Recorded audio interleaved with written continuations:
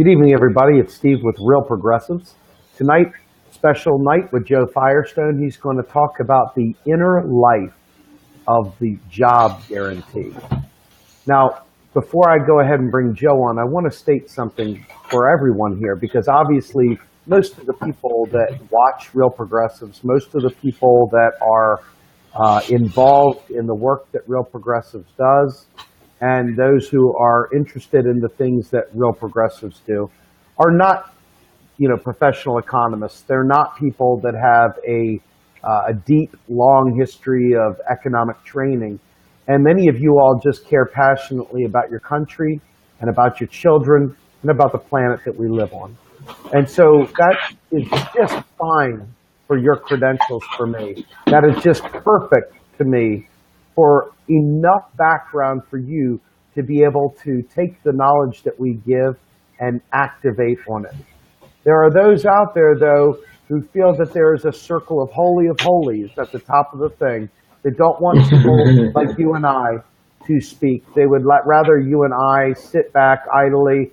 They critique our style. They critique our facial expressions. They critique our harsh language. They critique our approach. They critique the fact that we're talking largely to progressives and not being agnostic in our approach. They have a lot of critique involved. But let me just say this, I'm very proud not only of what Real Progressives has done, but what you all have done. Each and every one of you have taken the time to learn this stuff. My hat's off to you literally, because you guys have done something in a very short order that many of the people in the Holy of Holies have not been able to crack the seal on for 30 years. So bravo, everybody that has taken the time to be that person activating on economic issues, making the heterodox become the orthodox. So with that, without further ado, let me bring on my friend and your friend, Dr. Joe Firestone. Welcome to the show, Joe. Hi, Steve. How are you? How are you? I'm fine, thank you. How are you? I'm doing good. I hope that you people understand that here we have a doctor, Dr. Joseph M. Firestone, who understands the stuff inside and out and who does not see it as a problem to bring. Hi, Aaron. Thank you so much for everything you do, Joe. Hi, Lenny. Thank you, Steve. I'm getting an echo from your side. Yep, I'm gonna go ahead and give you a shot now. I'm gonna bring you through and make it your own. So without further ado, Joe Firestone, everyone. Okay, good evening, everybody. Hi, Susie. And hi, Patricia. How are you?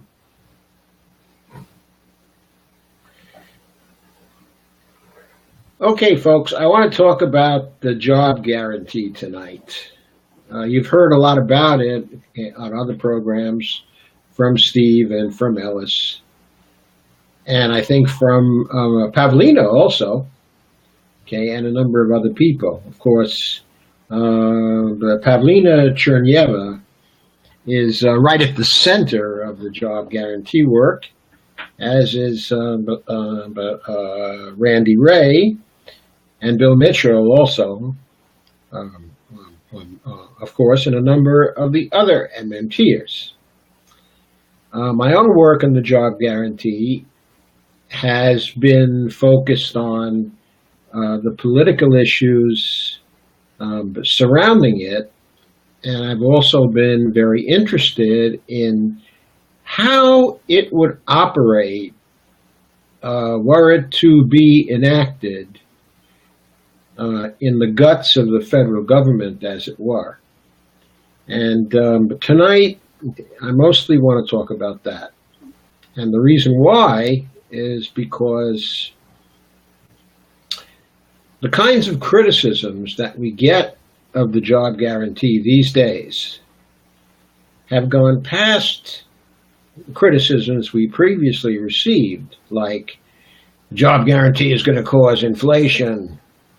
The job guarantee is never going to work because it's workfare. The job guarantee is not the appropriate thing to follow because the goal of prosperity and economic growth these goals are more important than the goal of the public purpose and full employment, and even price stability, perhaps. We, of course, in the MMT community, favor public purpose as the overall goal. And in other broadcasts here, I've at length talked about the public purpose. I've outlined for you 33 dimensions of the public purpose. And you know that on my blog, there's a write-up of the 33 dimensions of the public purpose. And also on Facebook and on YouTube, okay, and at my blog, you'll also find the broadcast on the public purpose I did with Steve. Okay, but within the MMT community, hi Sandy, there's very definitely a commitment to public purpose.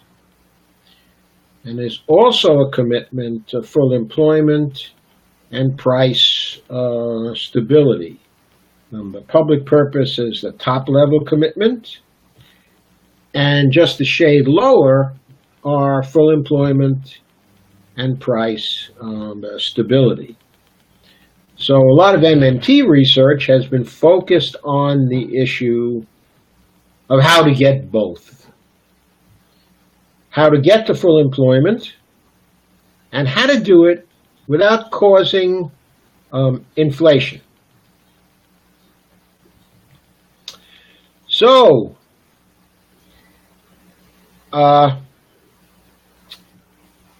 where the job guarantee fits in is that this is the main policy advocated by the MMT community on a continuing basis to accomplish all sorts of goals, but especially the full employment and price stability goals, okay, within the framework of the public purpose. Then there are all kinds of other things that are contributed to and helped by a job guarantee program that's structured in the right way. And we'll get to some of those other goals as we talk about the job guarantee. But anyway, one of the favorite criticisms right now of the critics of the job guarantee is the issue of, well, what kinds of jobs will people do? It often is pointed out that the job guarantee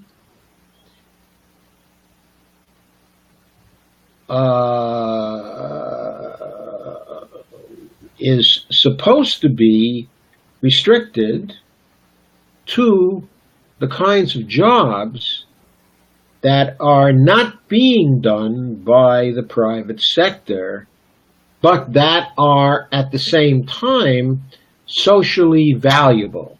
In other words, the conception here is the private sector is failing to deliver for many of the needs of the community, including full employment.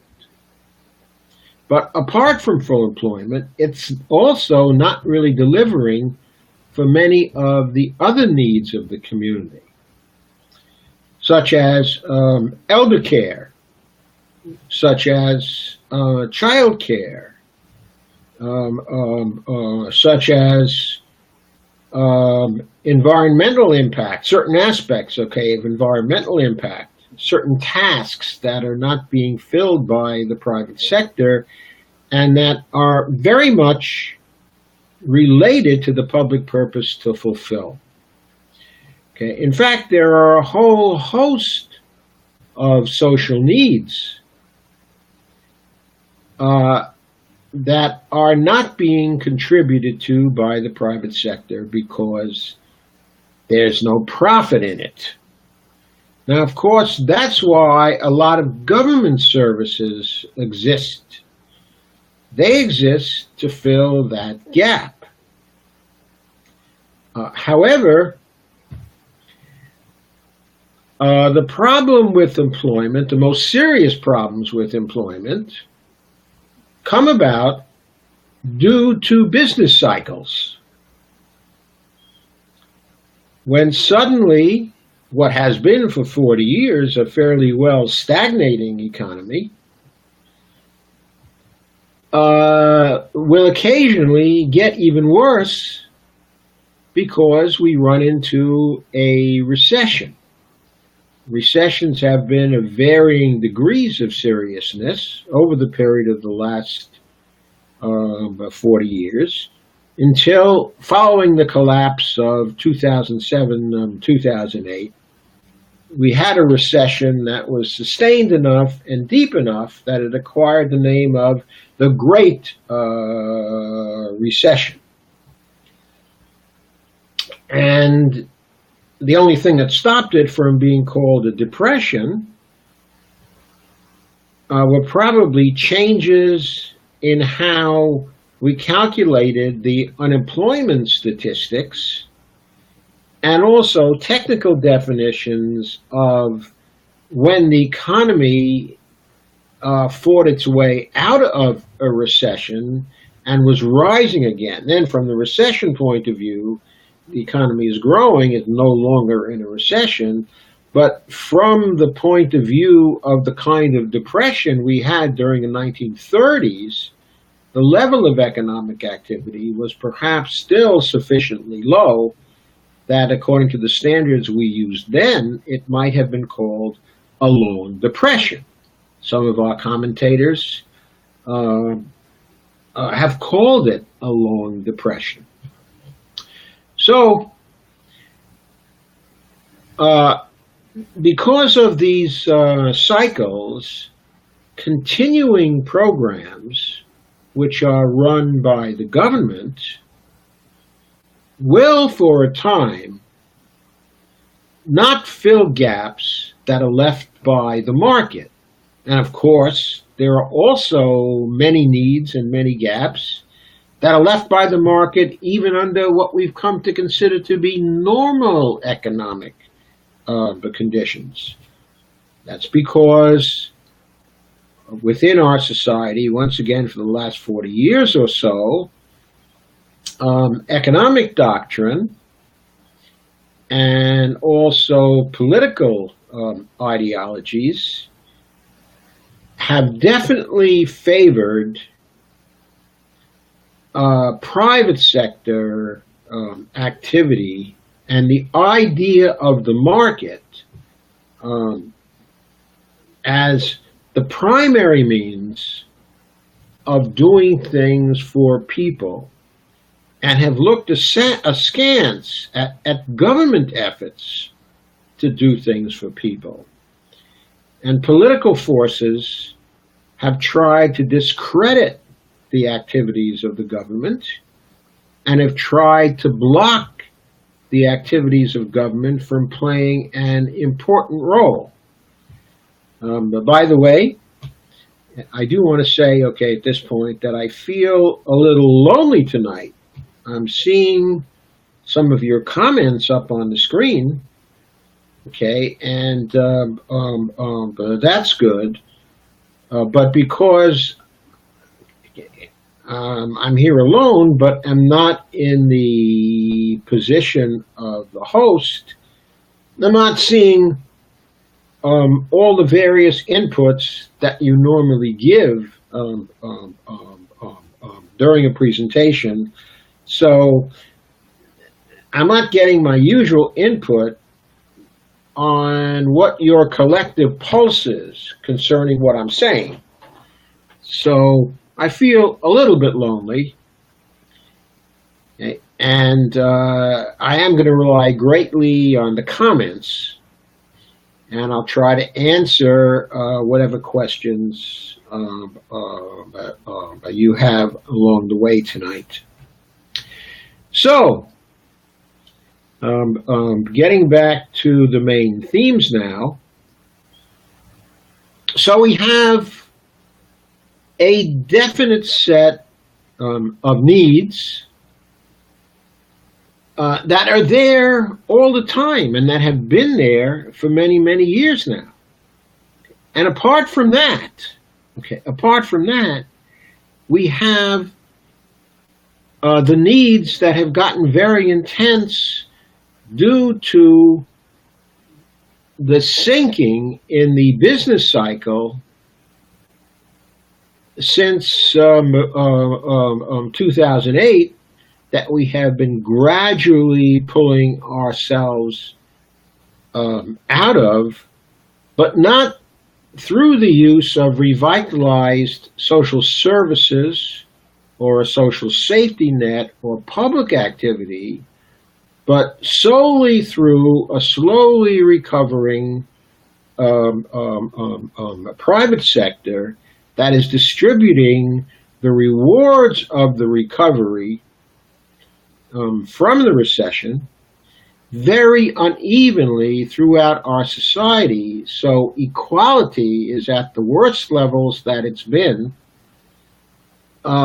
certainly since the 1920s, and perhaps even worse than it was in the 1920s. There are many people who think that the United States has now sunk to the level of a third world country, in many ways, especially as it relates to the levels, of inequality that we now see here. So these problems, are in the background, of what I'm saying here tonight. They're in the background of the MMT version of the job guarantee policy and the feelings, of MMT economists that the job guarantee is so very, very important, for our society, at this time. So, getting back to the critics,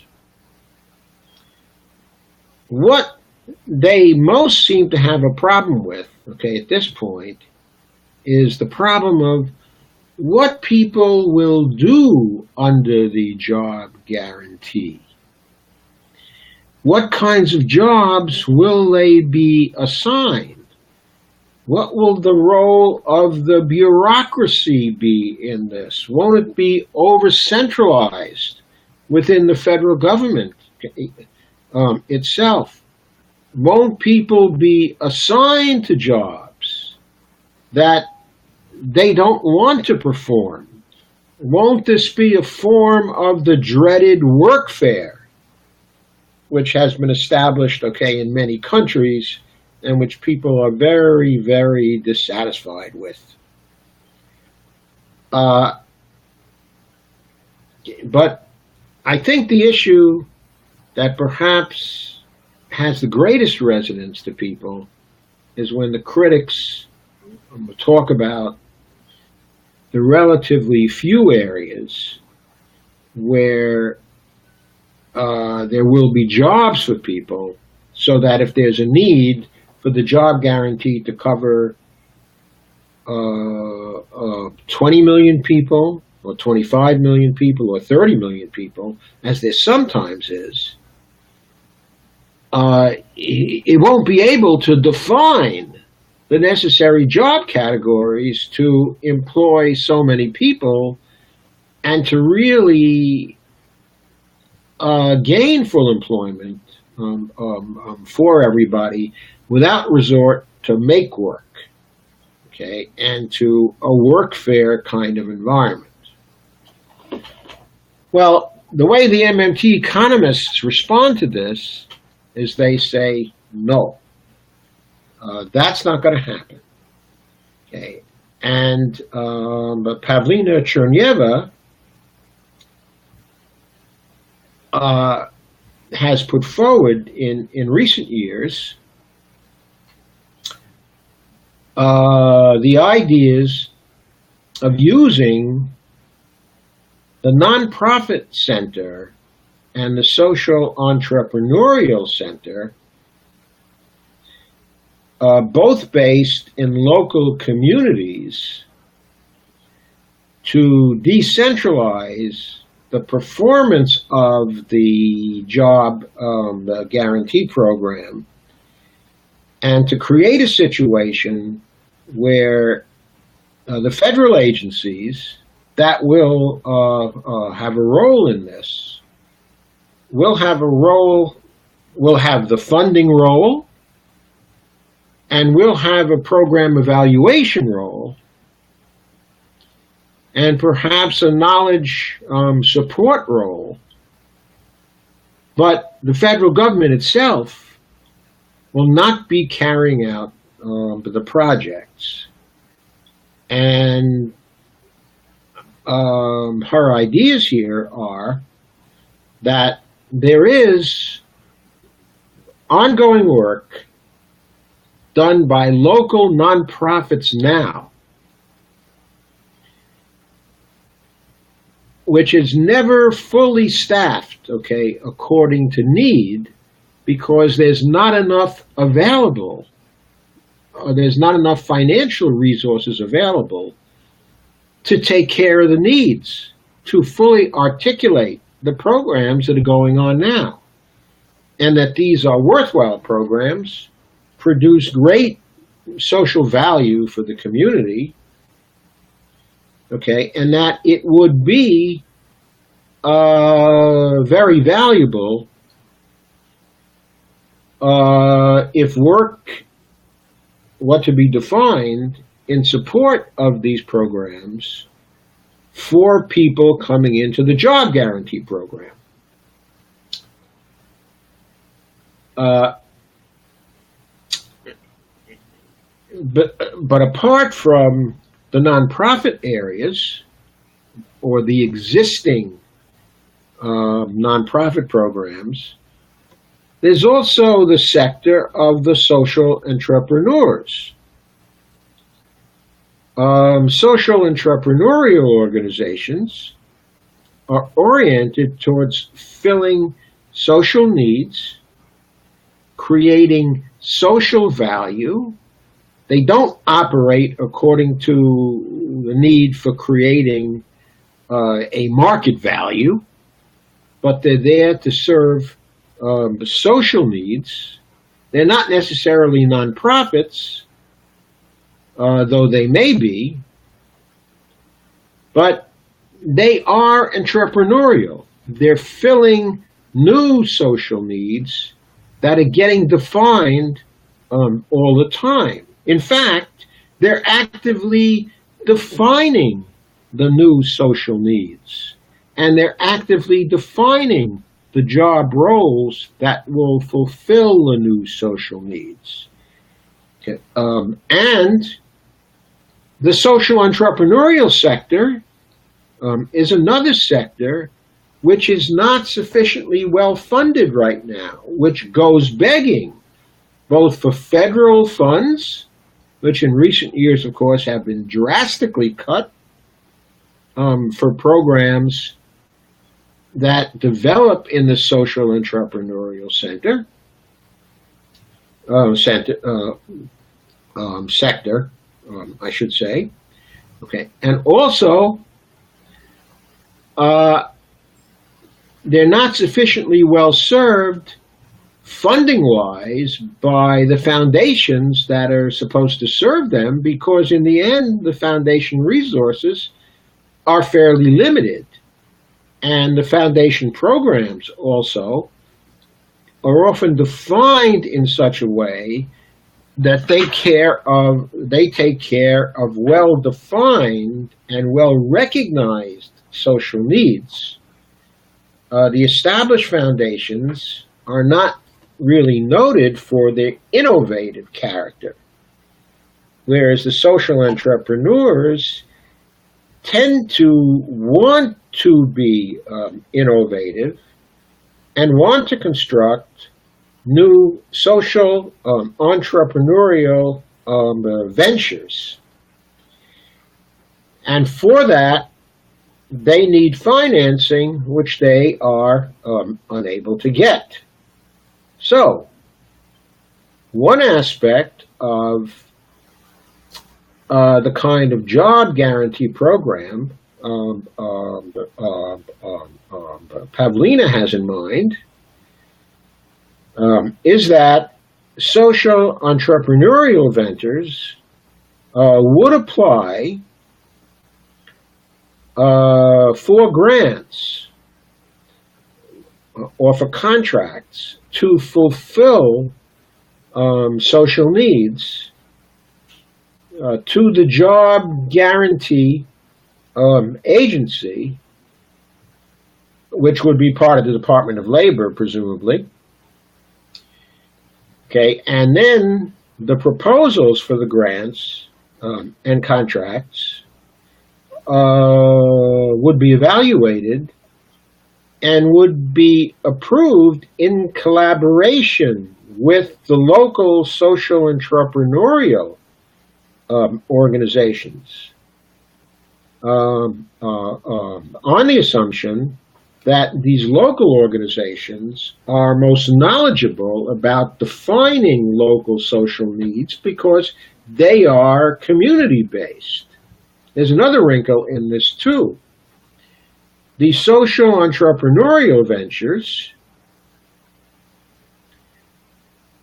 would also collaborate with the job guarantee participants themselves in defining and framing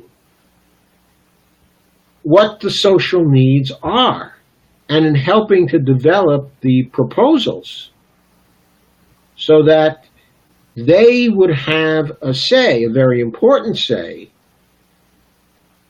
in the jobs that are defined that they would fill once the proposals are granted. So here you have a design which is not top-down, but bottom-up, and also innovative in the social entrepreneurial sector. And furthermore, the nonprofit sector can also collaborate with the job guarantee participants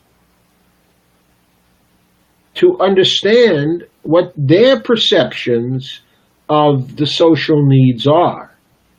And so there develops in this program a capability to fit the jobs to the skills of the applicants. Furthermore, although this is a possibility I haven't seen in the MMT literature so far, I don't see that there's anything preventing groups of job guarantee participants getting together, hatching ideas of their own concerning social needs, okay, and proposing that work and those new jobs that they themselves have defined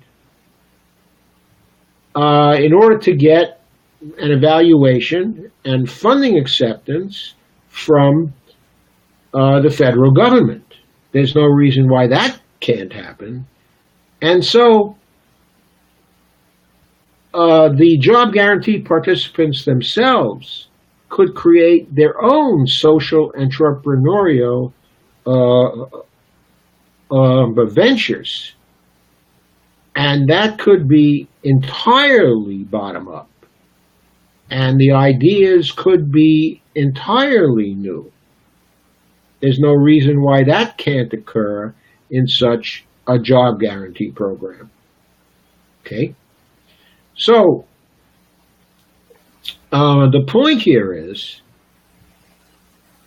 when the program is operated in this way, relying on the job guarantee participants themselves, the social entrepreneurial sector, and also the nonprofit sector, these three sectors, separately or in combination, would be defining new social needs and new jobs that would need to be filled to create those social needs all the time. Now, can we list those jobs?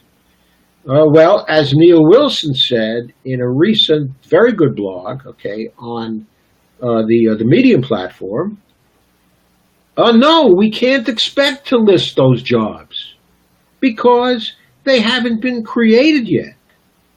But just as in the private sector itself, there are many jobs that will appear next year, and the year after, and the year after that, or in 2 months, or in 3 months, that occur for the first time that we're not able to define now.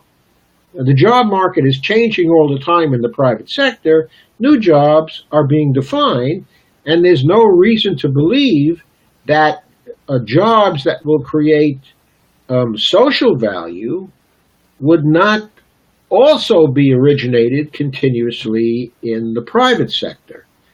I'm sorry, in the nonprofit sector, okay, and the social entrepreneurial sector, and the job guarantee sector, actually, more generally. So the way Neil sees it, there's a profit-making sector which is there to produce a market-validated value or market value. And there's a government, nonprofit, social entrepreneurial sector that is there to create and define social value.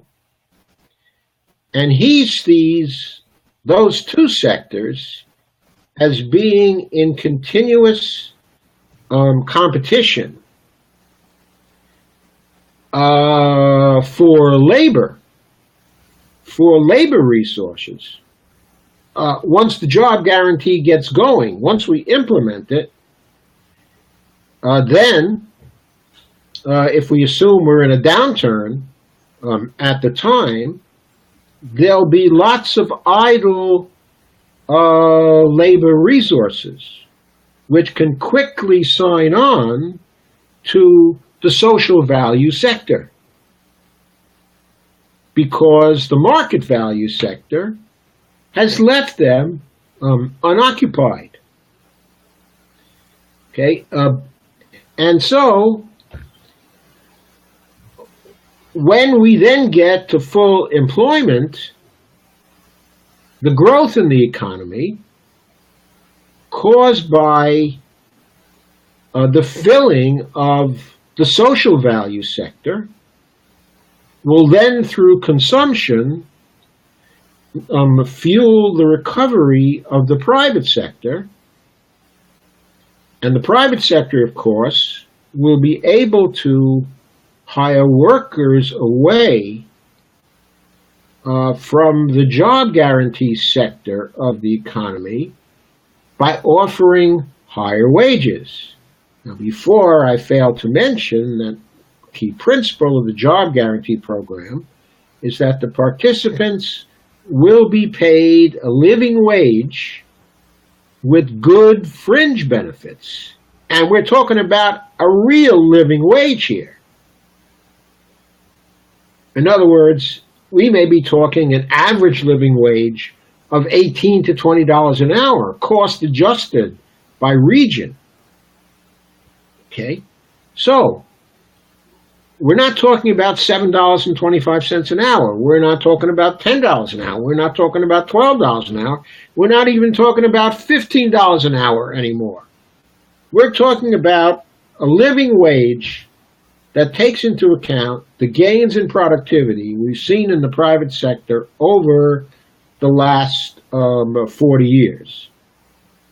So that when the private sector starts to recover and has to hire away from the social value sector, labor resources, at that time, it will be necessary for the private sector companies to better the levels of compensation that exist in the social value sector. And of course, since they have to do that, They will do that. And that will mean that the private sector will grow further and that the private sector itself will contribute to the increase in consumption and the increase in sales and the further growth of the economy. So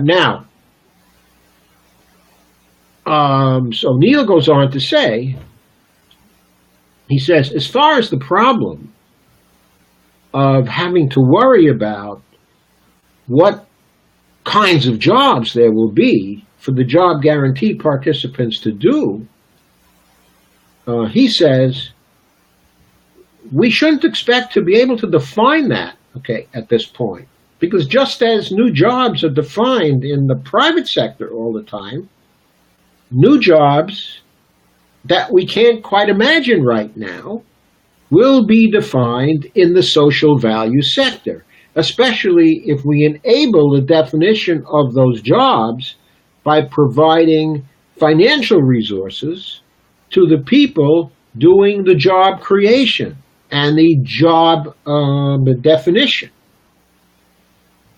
which of course is what the MMT Job Guarantee Program would do.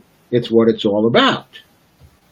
So therefore, we can, he says, trust to the creativity of the nonprofit sector, the social entrepreneurial sector, and the job guarantee participants to define those jobs, because they are the organizations and they are the people most familiar with the job guarantee, with the needs of the local community. So they are the people in the best position to define the new jobs, to noodle them out, to innovate them. And judging from places where things sort of approaching a job guarantee occurred, as in Argentina, India, and some other places, people without a great deal of education and without a great deal of experience in defining jobs or thinking up jobs, because they've been basically passive actors within the private sector, in relation to this kind of thing. But people exposed to local social needs are perfectly capable of deciding on what kinds of jobs need doing to produce social value. In a sense, just as the area of the market values is unlimited in terms of market value creation, the area of social value creation is also unlimited. So we should not expect to find the jobs predefined. What we should expect is to find that such jobs, or the need for such jobs, will fuel the innovative character, of people. And yes, they will use the needs they experience to define the jobs that are needed to fulfill those particular needs. So that's the way he sees the problem going on. And that's the way that I see it getting solved also. And I think that's the way Pavlina sees it, and most of the MMT people as well. That there can be, and we can rely on, bottom-up job creation to occur within the context of the job guarantee program. Just as, even in the private sector, there's bottom-up job creation through the activities of entrepreneurs in the private sector. The entrepreneurs in the private sector are creating new jobs all the time. When I say creating new jobs, I don't mean just employing people as their companies get going. I mean, before they employ people, defining new job roles that did not exist before. People do that in the private sector, in the market sector, all the time. There's no reason why they can't be expected to do it, even when they lack education, within the public sector.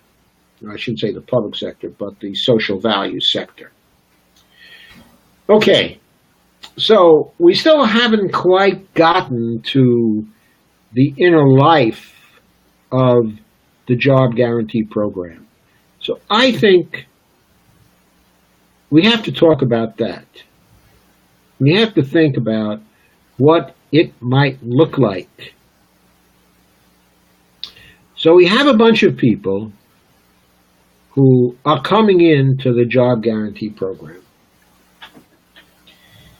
Okay, and at first, what they're going to do, of course, is they're going to look to the established nonprofits and the needs they fulfill and the job guarantee roles that they have available or can easily make available to find opportunities that might fit their skills, to find jobs they might enjoy doing. And that's going to take up some of the people who enter the job guarantee program. Then some other people will look at the social entrepreneurial sector. They will look for social entrepreneurs who have already gotten job guarantee grants. Okay, and I guess I ought to make the one thing clear. When a job guarantee grant is given to an organization and the organization hires somebody to work for it, the pay from the job guarantee program does not go to the social entrepreneurial organization. The pay of the employees goes directly from the federal government to the job guarantee participant. The reason for that is to prevent any rake-off performed by the social entrepreneurs or the nonprofits. In other words, the money relationship is a direct one between the government and the job guarantee participant. Okay. And the role of the organization, the local organization that is doing the actual assignment of work, will be to evaluate the job guarantee participants but for performance and to decide whether they are performing the jobs satisfactorily, okay, or whether they have to leave. The job guarantee program does not guarantee a job. It guarantees a job offer. It's still up to the job guarantee participant to perform the jobs with the necessary quality to satisfy the nonprofits and the social entrepreneurs. So that point should be kept in mind. Okay, so back to the inner life. So, if job guarantee participants don't like the opportunities that are being offered by the nonprofits and by the social enterprises, then they still may want to tie in to ventures that are being newly developed where they themselves are participating in the development of these ventures, which are oriented towards producing social value for public purpose. Okay, and what I see for the job guarantee, okay, is that people looking for new opportunities, okay, that are undefined by the job guarantee structure at that time, could combine with other people who are looking for new job roles to define those roles and to define new social enterprise ventures that they could start by themselves. Okay, and I envision the job guarantee program as supporting such efforts for a number of months anyway, while the people develop a proposal and get it into the evaluators for possible funding from the program. So, once again, this involves the bottom-up creation of not only jobs, but new social ventures. So again, we have another possible framework within new jobs, not conceived of by the critics, can be invented as the job guarantee program goes along. Now, in a while, I'll come back to what environment could support people in actually developing proposals and working together to get them funded, and then working together to get them done. Okay, but before I do that, I want to address the criticism that there would be so many people coming into the job guarantee program all at once in case of destabilization of the economy, that there'd be no way to handle the demand.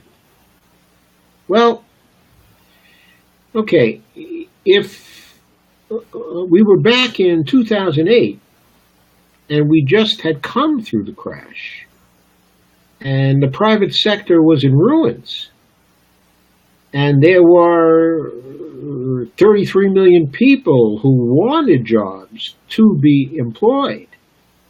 And I think there were 33 million people then, actually, in actuality. Now, that's not the U6 statistic, and that's not the U3 statistic that was involved, okay, in 2008. But that's another idea known as the disemployment. Disemployment takes account of people who would be available for jobs, who would be available for full-time work, but who have left the formal economy because there were no jobs to employ them. So they dropped out. And they lived in various ways in the underground economy. It's very likely when we look at labor force participation rates, okay, in earlier times, percentages that were employed in the labor force versus percentages now employed in the labor force, that back in 2008, there were 33 million people to be employed in the fall of 2008 or the beginning of 2009. Okay, and it's very likely that even now, there are still 15 to 18 million people out there who have not been employed as the economy has recovered from the depths of 2008. So, when those people might first come into the job guarantee program, we might have 15 to 18 million people suddenly dropping in on the job guarantee program. And so we might have a lot of people flooding the nonprofit sector and the social entrepreneurial sector. And they may not be able to immediately find work for all those people, though I'm not suggesting I know that. I'm not suggesting that is the case. But if that is the case, then the remaining people who don't feel they could do that work would be able to define new ventures for themselves. Now try to picture this. As the people who come flooding into the nonprofit sector and the social entrepreneurial sector start to work at a living wage with good benefits and start to consume again, the economy would rise to a higher level.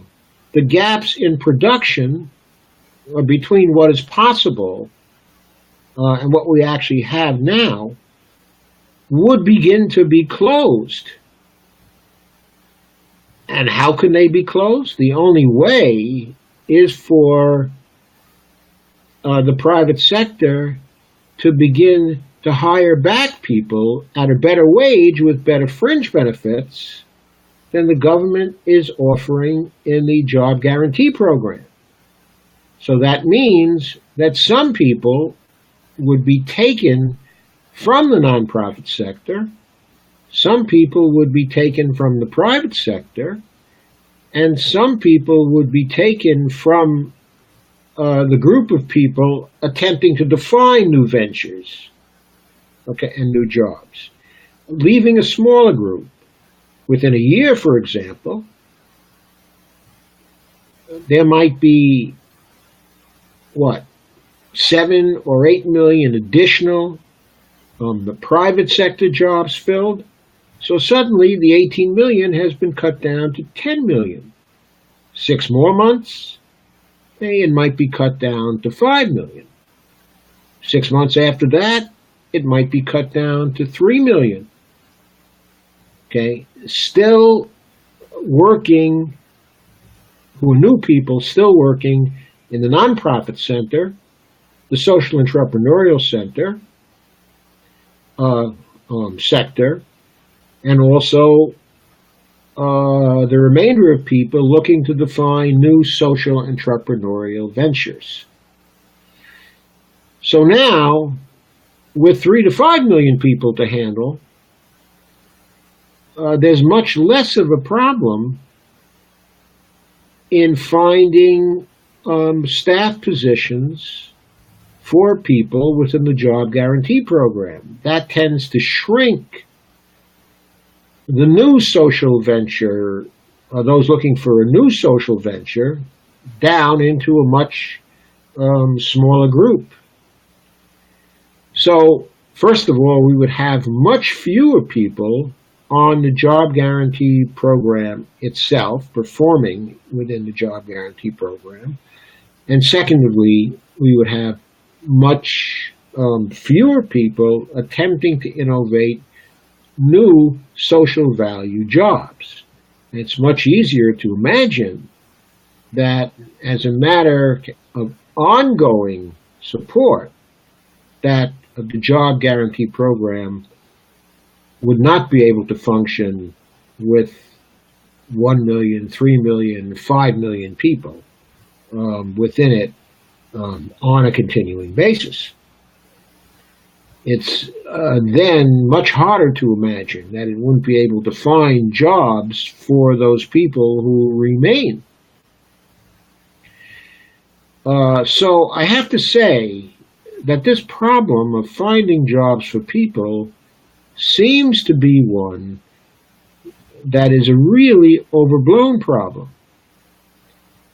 And also, going further with this thinking, once the job guarantee has done its initial work of getting closer to the point where the proportion of people working in the market sector is much, much higher compared to the people working in the job guarantee sector, the social value sector.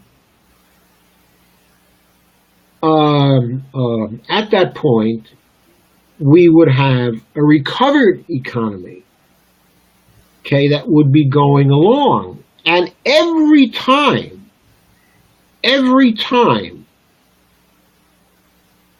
that economy would start to experience a cyclical slowdown, there would be people coming into the job guarantee program and getting employed again, but now, little by little. The crisis of 2008 gradually developed, beginning in 2007 when the housing market crashed. It gradually developed. It did not develop overnight in the fall of 2008. There was a soft job market way before that, producing downward pressure on wages. Okay? But once the first buildup has taken place and the economy is stabilized, then the job guarantee program is an automatic stabilizer. It's always there. It never operates in stimulus mode any longer. It's always there to plug developing holes. So you get to a situation where whatever the equilibrium state is, whether it's 5 million people in the job guarantee program or 3 million people in the job guarantee program, okay, or less than that even, it will always be true that whenever that equilibrium state starts to expand, in other words, whenever it's no longer in equilibrium, but we have a rise in the number of people who have to be accommodated by the job guarantee program, there will be a floor under the economy because these people will have immediately a new source of income, which will be a living wage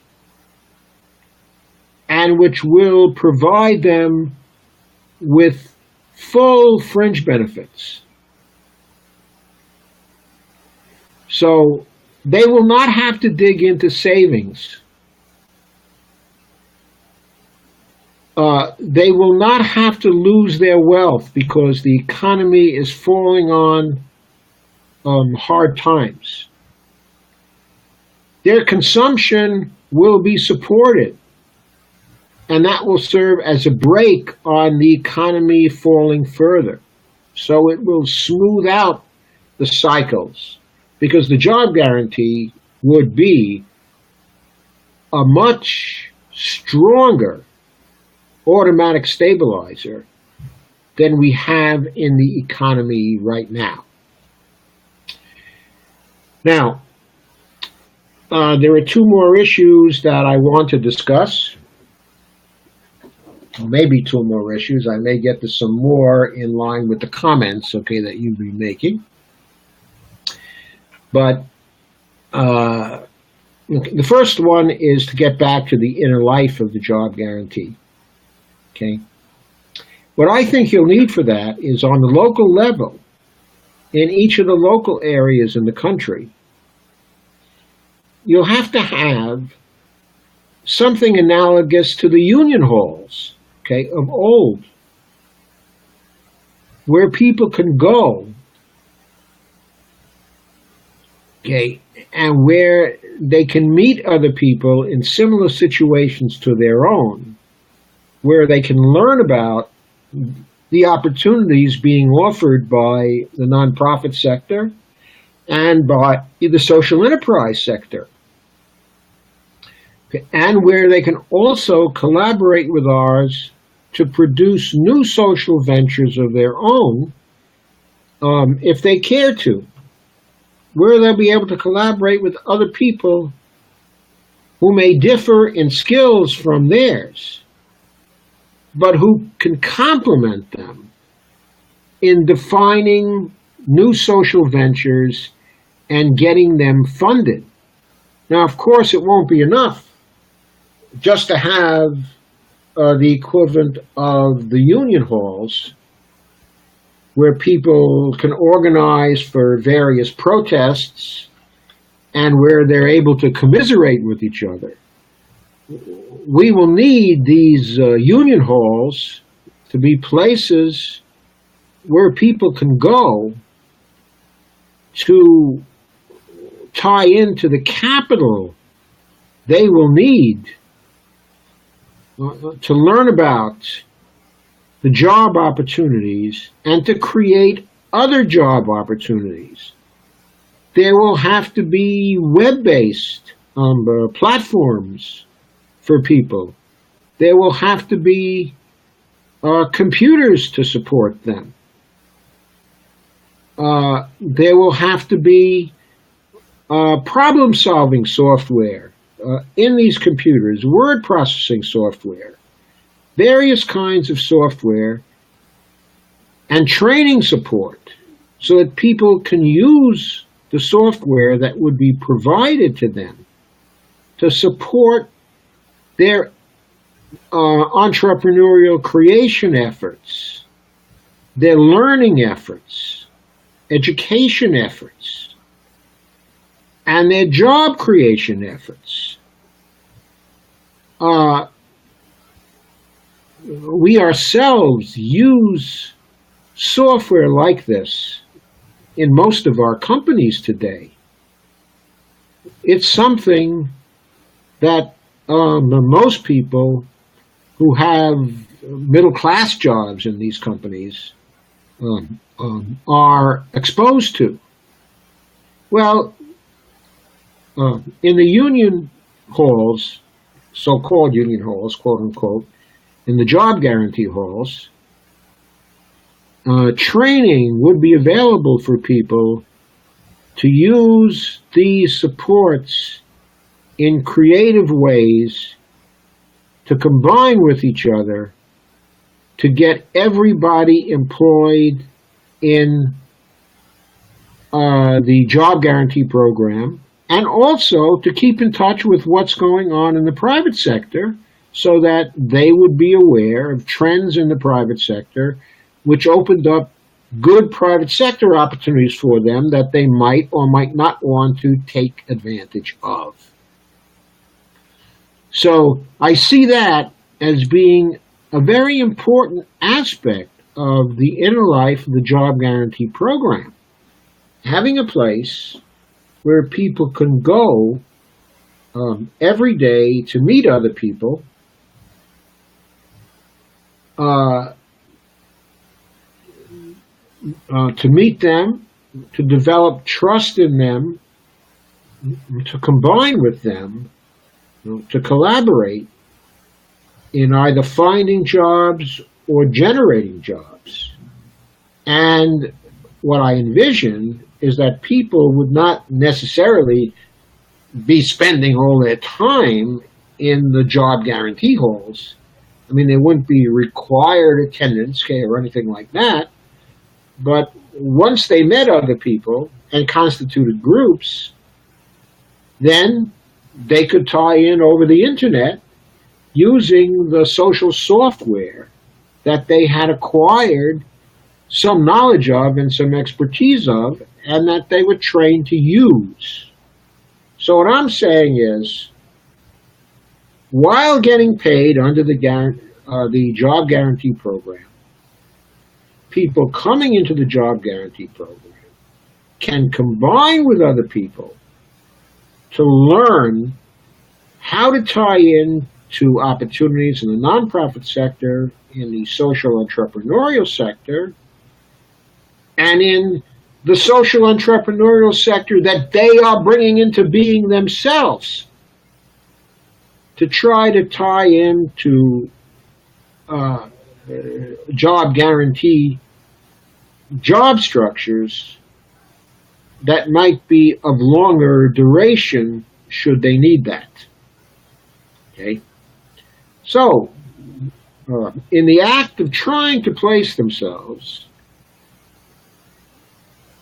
they will also be gaining skills that many of them may not have had in the private sector, and that the upgrade of these skills will make them more desirable when the private sector recovers and needs people with these computer skills.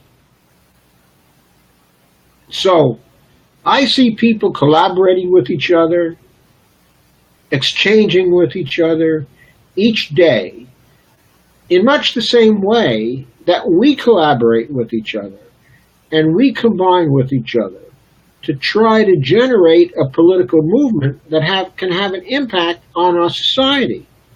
The same mechanisms can be at work in the job guarantee halls to get the job guarantee people what they need, or what they need to create in a bottom-up fashion.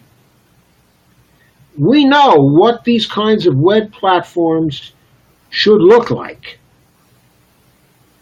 We know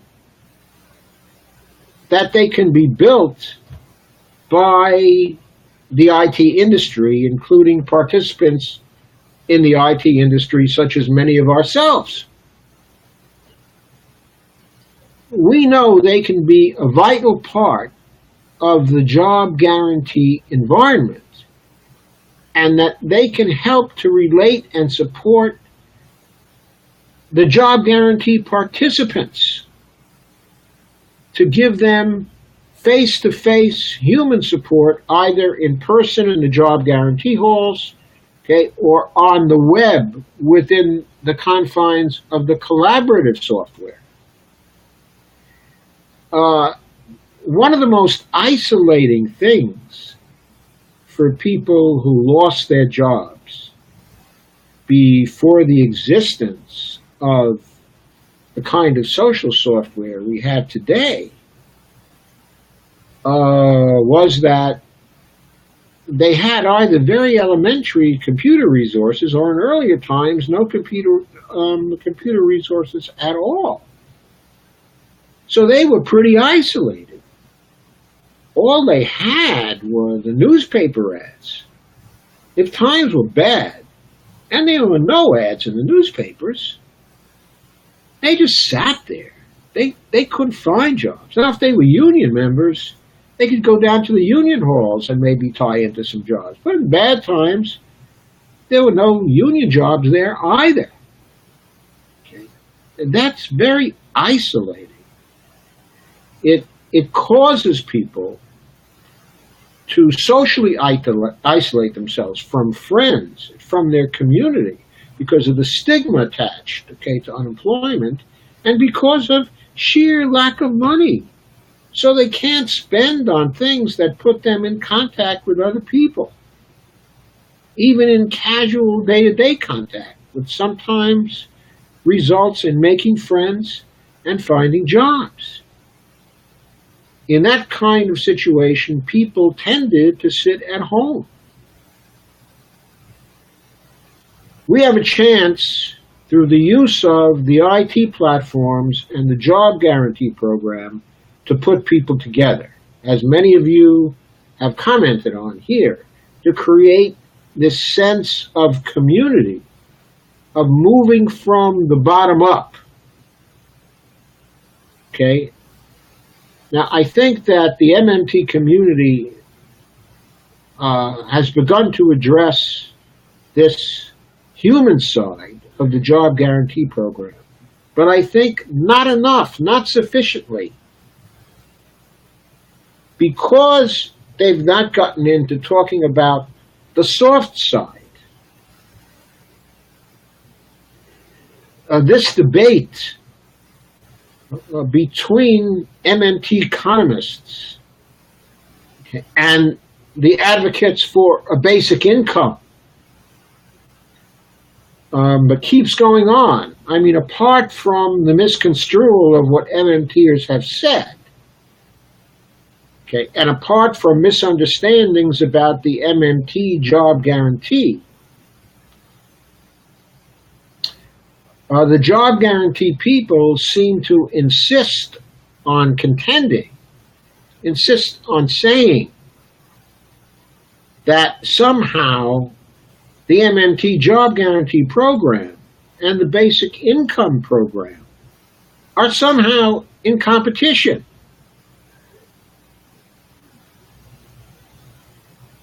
That people who don't want to work at all, and remember, in the context of what I've said here, that means people who don't want to tie in to nonprofit jobs, who don't want to tie in to existing social entrepreneurial jobs, and who don't themselves want to create new social entrepreneurial jobs for creating social value, even social value such as artistic value or literary value.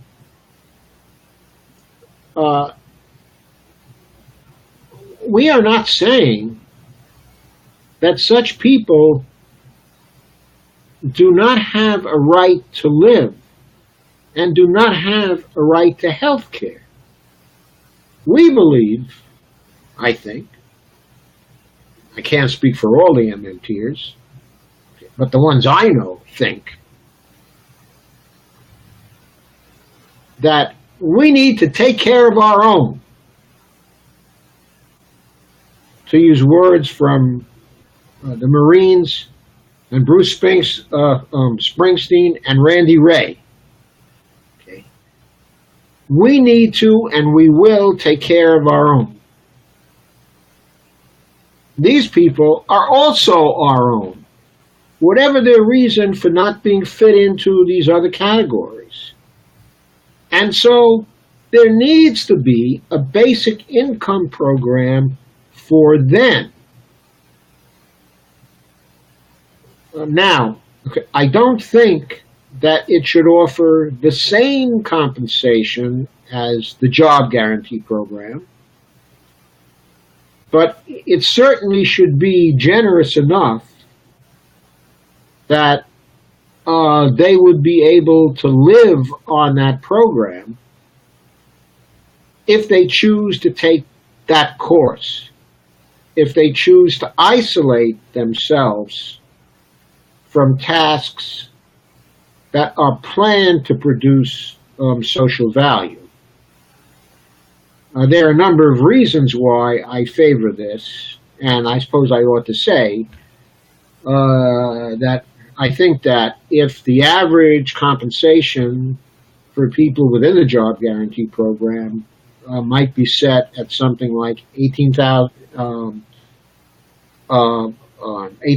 an hour, cost adjusted, okay, across the United States. Perhaps for the basic income program, it might be set at the equivalent of $12 an hour, cost adjusted, okay, across the United States. But taking into account what you can really live on more than a subsistence level, what you can live on to keep you healthy, to keep you eating, and to keep you comfortable. Okay, I think people have a right to that in our society, and I think we ought to acknowledge that right. They are our own, and we ought to acknowledge their rights and to make sure that our economic system and our political system takes care of them. But on top of that, on top of their rights, and on top of our desire to take care of our own, there's also the possibility that people who want to work alone, who don't want to be part of any social enterprise venture, who don't want to be part of any collective where expected formal social value is defined, but who want to be engaged in their own pursuits, there is certainly the possibility that some of these loners, if you will spend their time in doing creative things that one day will produce outcomes of great social value for the rest of us.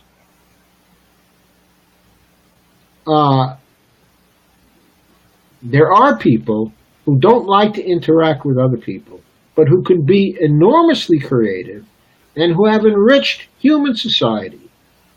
Always, always. We need to see to it that these people have the right to live and not to constantly suffer. And they're going to be in that group that doesn't want to be part of the social enterprise sector, the emerging social enterprise sector, or the nonprofit sector. So we have to recognize their potential value, which can be enormous. And so we have to invest in that, knowing that we don't have any explicit kinds of expectations, that we're flying blind. Sometimes white swans, I'll call them white swans, and not black swans. Sometimes those occur, and they occur frequently enough that we can afford to invest in what will be, I feel confident, such a small percentage of the population. So I don't believe that the MMT job guarantee is in competition with the basic income guarantee. Now, some basic income people might still feel that there's competition because they might think that, well, if the job guarantee wasn't carrying a rate of $18 an hour, well, maybe a basic income could be constructed that would give compensation to everybody at the rate, of $18 an hour with good fringe benefits, whether they want to work or not. In other words, whether they want to join with others in producing social value or not. And they would reason that the role of automation in our society is so important now, and the consequences, of automation are so drastic and are going to be so out of the box over the next 5, 10, 15, 20, 30 years that there won't be enough work to fully employ everyone who wants to be fully employed. Well, I've said enough here to indicate that I think this never will occur because the social entrepreneurial sector will always be creating new job roles, as will the private sector. So, there's going to be social value created continuously, and there's going to be market value created continuously. Both social value and market value, by the way, contribute to GDP. And productivity statistics are, in other words, that one of the major productivity statistics in terms of measurement is take the GDP and divide it by the hours worked. And that's productivity in all the charts you see. Well, fine. All the people in the social enterprise sector and the nonprofit sector are also working hours and are also producing income. Maybe not profits, but income. So they are adding to GDP. And GDP will be growing as that sector fully compensates for a private sector. So therefore, our productivity measures will be going up. Now, I have to add, I don't give a damn really for our productivity sectors. And the reason why, for our productivity measures. That's not to say that I don't give a damn about our productivity. I do. But the productivity measures we use, in my view, are not about things that are really productive. That is, things that have human value, or if you want, market value is a very poor proxy for human value. There are so many things that are not picked up by market-related measurements. Okay? So, the only way to develop real productivity statistics, valid productivity statistics, it seems to me, is to get out of the economics framework altogether and find ways of measuring human value that can be used on a grand scale. The day we solve that measurement problem, and we can measure our GDP in human value terms, and then divide that by number of hours we work, that will be the day that we have a decent measure of increasing productivity. And I don't see us as anywhere near close to that. I know some methodologies that could possibly get us close to that, but I don't see those being supported, okay, or being implemented within an economics framework, because the economists are all about money values, measuring things in terms of money. And human values, I think they're measurable, but they're not accurately and validly measurable, okay, in terms of money. So, going back now to what might be the claims of the basic income people, that somehow they should be paid as much, okay, as those who are willing to work in a context with other people to produce social value. Okay, I have to say that I disagree about that. There has to be some additional value placed on the idea of working in context with others and in collaboration with others, as opposed to working alone. Now, whether that difference is the equivalent of $5 an hour, or $4 an hour, or $7 an hour, I mean, I don't know what the right figure is for that. I've arbitrarily said $18 an hour for the job guarantee, cost adjusted across the country, $12 an hour for the basic income, okay, across the country. Those, okay, are arbitrary numbers to be debated and to be discussed and to be decided really by the public in the end.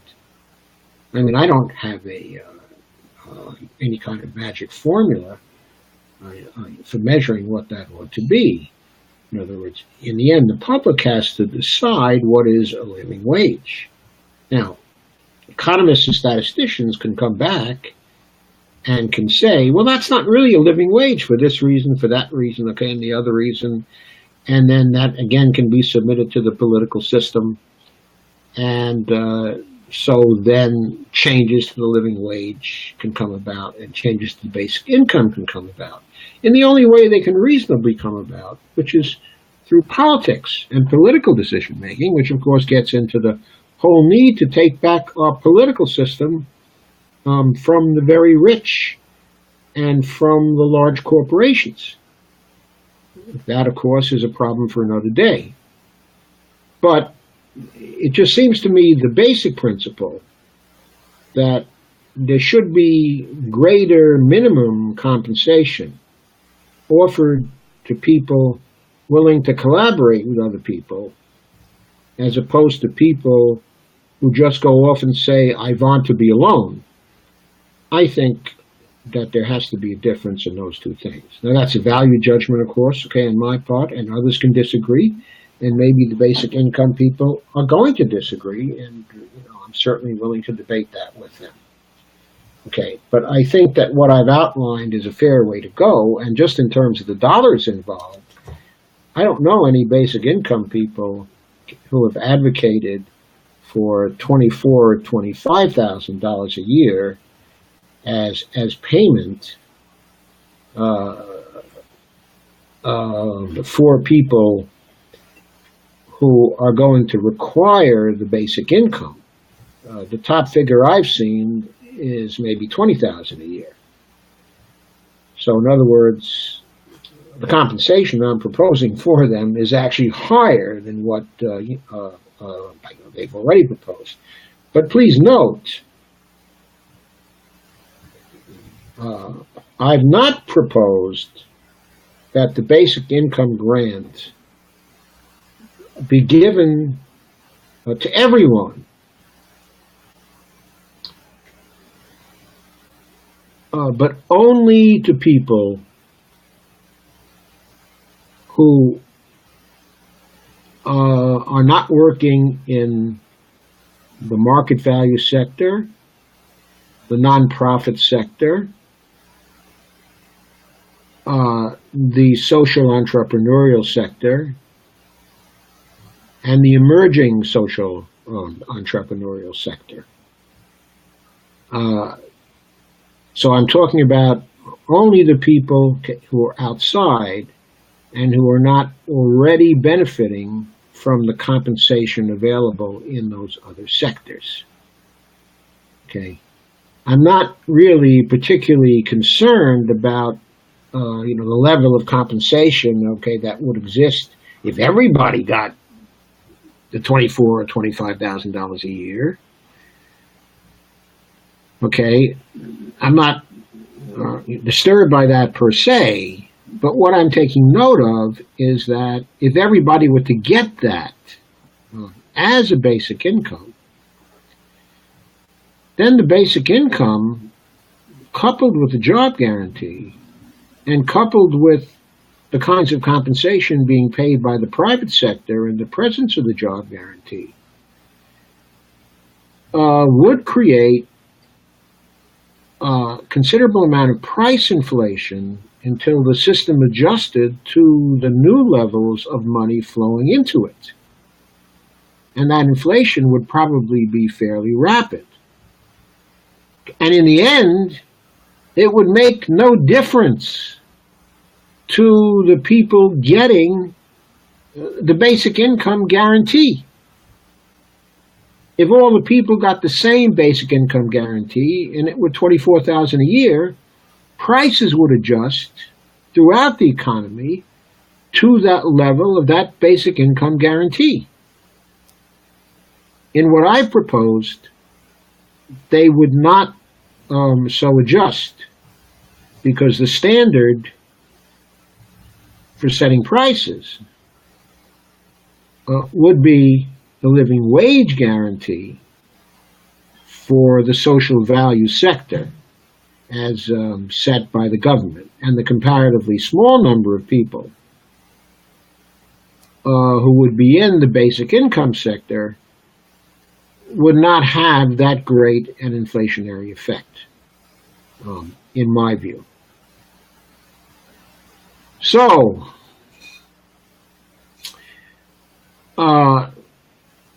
okay, I've covered a lot of job guarantee and basic income issues here tonight. I think there's going to be considerably more debate on the question of whether there can be created different kinds of jobs that are satisfying for people who are in the social value sector. And I think a debate will go back and forth and back and forth, okay, and back and forth. And what really happens in the end, we'll have to wait for empirical proof. We have to try it. Now, the contention of the basic income guarantee people, that we're definitely going to need a job guarantee because pretty soon everything is going to be automated, and there are only going to be a fraction of jobs available in the economy compared to the number of jobs that are now available in the economy. Okay?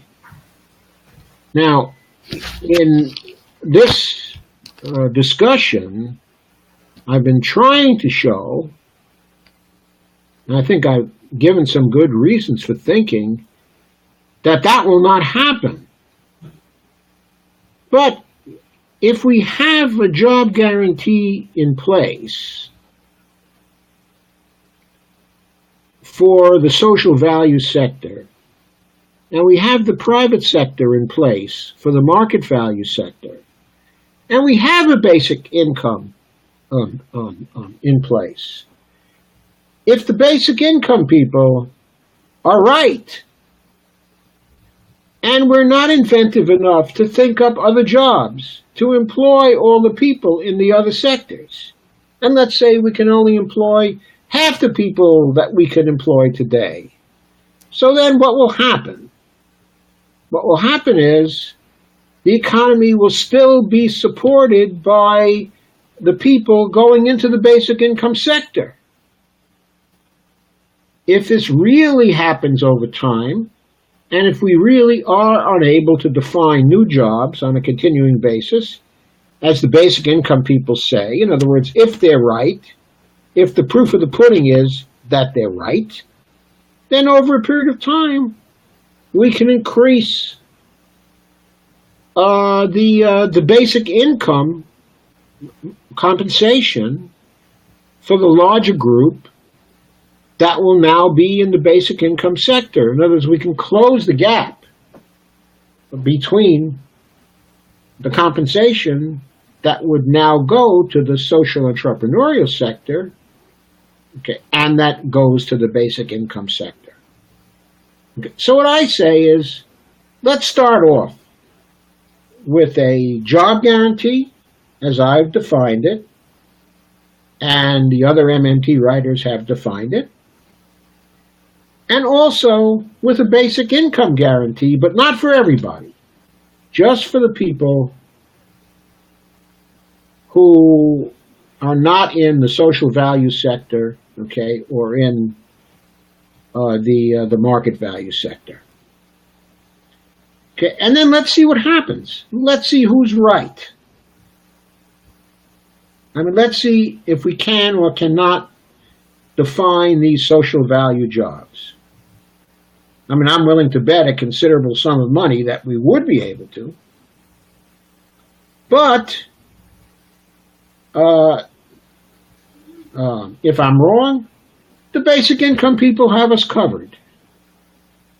Okay, and if I'm right, then there's still a basic income for those people who don't want to enter the social value sector.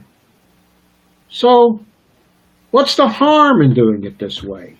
Why should the basic income people be opposed to doing it this way? What are their motives? This is clearly the best way for the whole population, because not only does it get rid of poverty from the money standpoint and from the financial standpoint, but it also gets rid of all of the social dimensions of poverty, of all of the isolation. Progressives. Okay? I haven't been able to just... Steve? Sorry about that, sir. Something's going on with my computer. Keep going. Okay. So, it seems to me this is the fairest way to do it at present. Let the basic income just be a potential backup, if we need it, applicable to the people who are not in the other sectors, and guaranteed to them as a right. Let's recognize it as a right, as a human right of American citizens. That if the other sectors fail to produce for them, then at least the basic income sector can produce for them. I'd say let's go even further than that. Let's go even further than that. Right now, the basic income programs always say, let's just give people money and let them do with it what they want to do with it. Okay, and I mean, I'm willing to agree that that's okay for the basic income sector. Then they have full freedom in the sense of lack of constraint on them. That is, they can do anything legal they want that they find valuable within that particular purview. And that's fine. But let's also give them the option within that category to have places to go, to be with other people, to discuss how they might want to spend their time, not in isolation from other people, but in some kind of social relationship with other people, in some kind of area where they can invent with other people, create along with other people, in ways that don't require a buyer leave from anybody, that are completely voluntary. Let's give them the computer resources that they might need, the literary resources they might need, the artistic resources they might need, all the resources they might need to live long and happy lives in this basic income sector. I don't see any of the basic income people calling for that. All they're calling for is drop some helicopter money on these people. Drop some helicopter money and forget about them. I don't want to drop some helicopter money on them and forget about them. I want to give them an opportunity to integrate with society if they so desire. I really want to maximize their freedom. If they want to be alone, they can be alone. But if they want to go somewhere and be with other people, I don't care if it's to play cards, okay? Then let them have that option. Let's have resources and infrastructure there to serve the basic income people, just as we will have resources and infrastructure there to serve those looking for social value jobs and to serve those looking for private sector jobs. Let's have holistic programs that address the human side of life and not just the money side of life. But that too, that's very important because we live in a monetary system and we're not going to be getting away from that as far as the eye can see anyway. So that's basically what I have to say. I hope I've answered all questions. I've tried to answer the questions as they appear on the screen. I have not been entirely in contact with you because I don't get to see in this mode the likes and the hearts and the bold comments posted by Steve on the screen. What I'm seeing are kind of scaled down comments. Okay, but anyway, I hope you liked it, and I hope it gave you some ideas, and I hope it added to MMT thinking on the job guarantee. Some of what I've said here today I haven't seen in the MMT literature.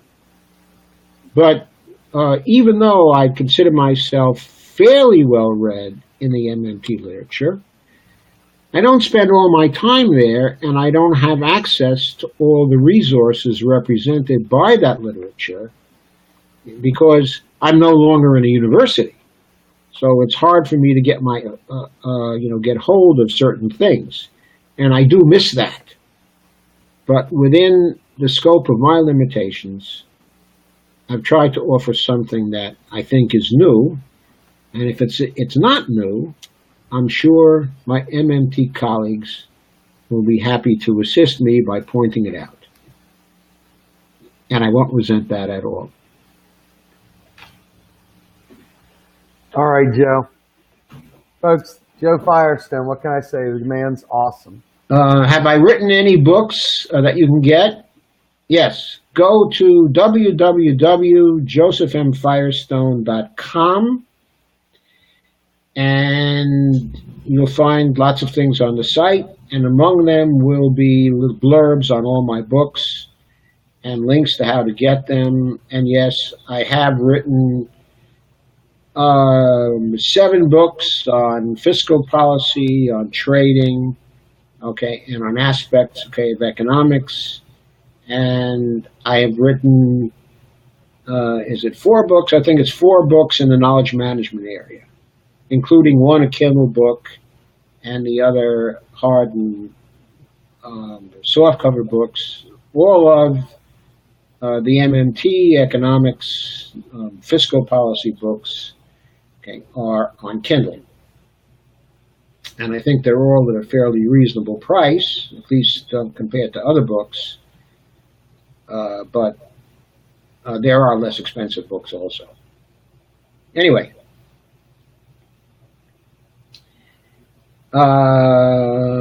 Are there any other questions that I can answer? I see Steve is putting up the questions now in big bold letters on the screen, and I feel much more comfortable now. Thank you, Steve. Well, I'm also going to load them up with all the different Joe Firestone links that they can get. Your information from Truth Out to New Economic Perspectives, and of course your own website as well. So, Joe, everybody is basically just throwing up the we love you, Joe. You're awesome. You're the best guy ever. I want to name my kids after you. Yes, right. Until tomorrow night, when Ellis comes on. They love you. We love you.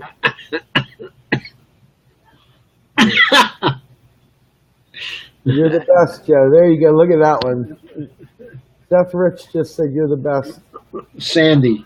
I'm just joking. No, she's got Seth Rich as her. Oh, yes, I know. I see that. Thank you, Sandy. Thank you, Patricia Ann. Russell's giving you Love Joe's New York accent, right? I sound like Rick Wolf, don't I? There you go. Yay, Ellis. All right. So I think I'm looking through here and clone them both. All right, Joe. I'm going to go ahead and thank everyone for joining us. And Joe, thank you for rocking the house without me. Okay, my pleasure, Steve. I'll catch up with you here in a little bit. Okay, thanks. All right, sir. Thank you all. Okay, bye. Bye-bye.